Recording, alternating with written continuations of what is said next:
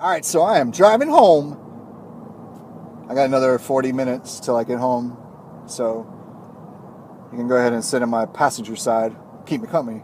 All right, so I am driving home. I got another 40 minutes till I get home. So you can go ahead and sit in my passenger side. Keep me company. And so, okay, so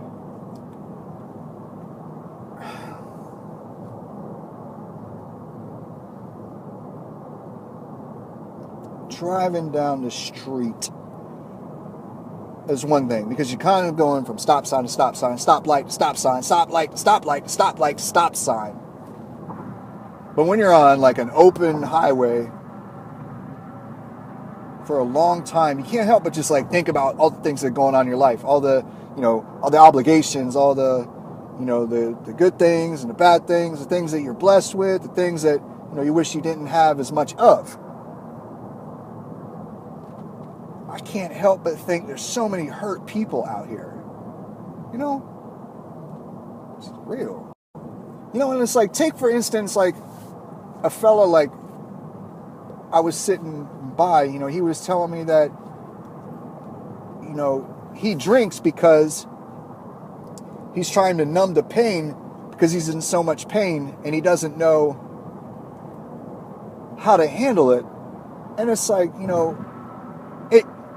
I'm listening to other people speak through him. He's like a conduit. He's attracting all of the conversations that I've had with other people throughout the last year, and it's being funneled in through him in his words.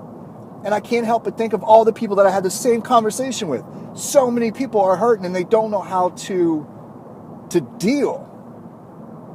It's like the married people, the husbands, either one, it doesn't matter. They're always complaining about, stuff isn't right in their marriage.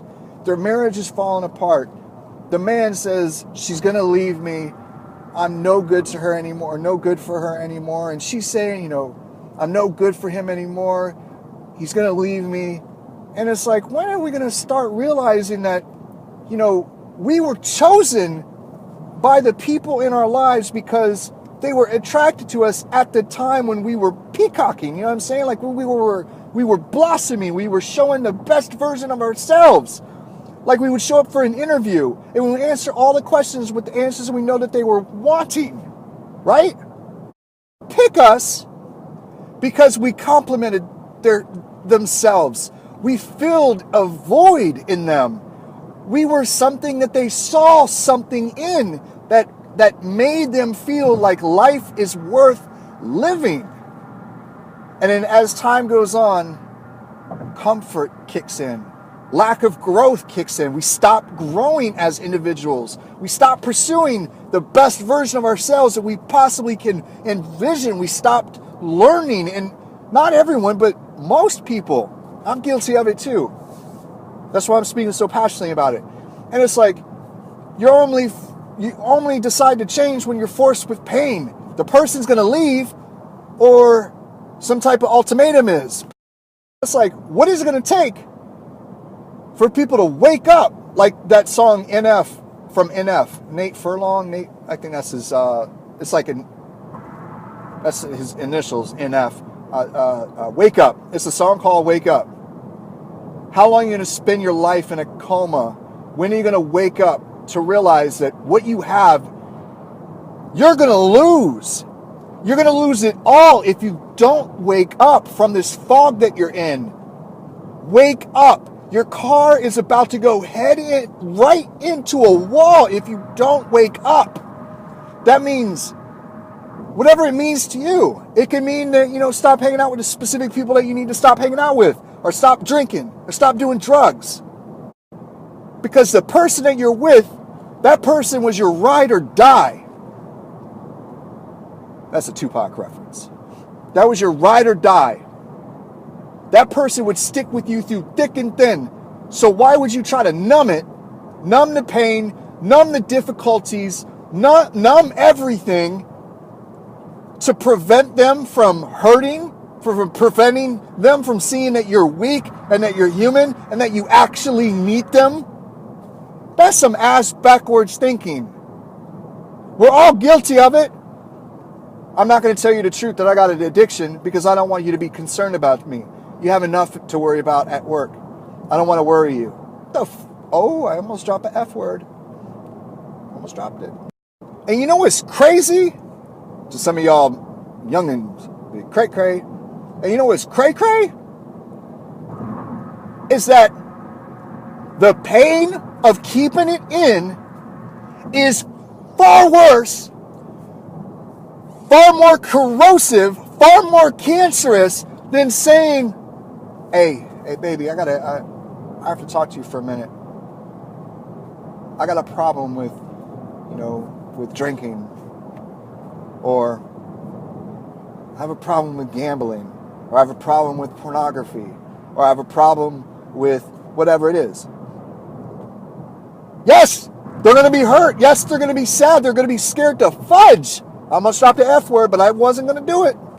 And in the moment that you, for the women up, and for the men up, when you grow a set and you speak up and you say, I got a problem, and you deal with the initial, fallout of the pain of the confession or the discovery, you look back, go through all of that trauma, all that turbulence, the silent treatments, I don't feel like I want to talk to you. We can't talk. I just don't feel like talking. No, I don't want to go out. Why don't you go out by yourself? Or, you know what I'm saying?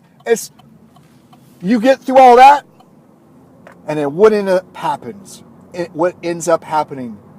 You realize that you guys have a vulnerability in your relationship, a vulnerability in your armor.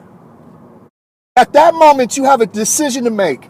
Do I want to heal, or do I want to break off and then go reproduce the same crap that I've been doing to this situation, but somebody else, or by myself?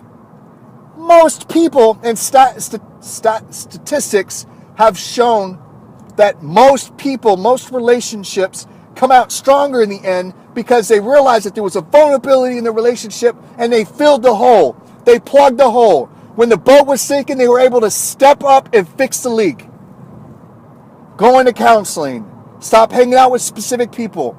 Letting your spouse, your freaking partner, step up to the plate and help you. Woo, I'm on fire. Y'all, I'm sorry. I don't consider myself just a personal trainer. I'm a transformation coach. I'm a transformation ninja. I'm a personal training, life guru, ninja. Throwing my Chinese stars of strategy in people's lives.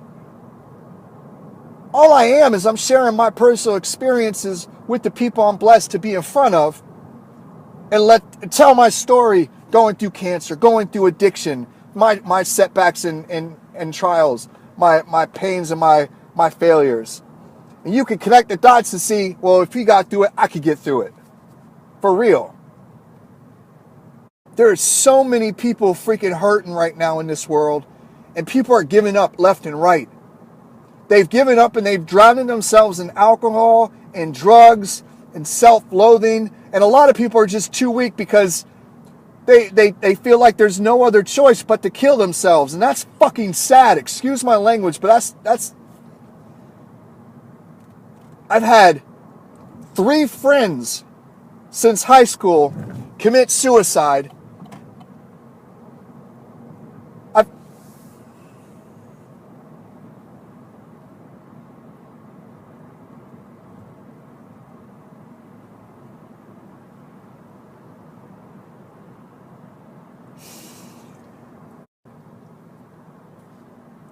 I'm just going to leave it like this.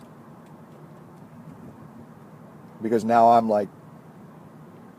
just thinking about the families, anyway, I'm just going to leave it like this. If you're struggling with something,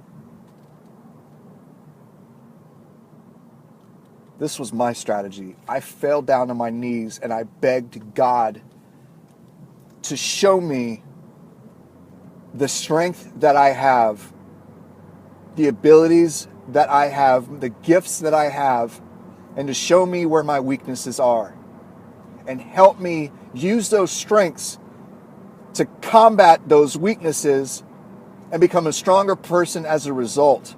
No matter what no matter the situation that I found myself in, I still prayed and I asked him to forgive me of the things that I've done wrong, show me the things that I've done wrong, but be with me when I try to fix the shit that I've done.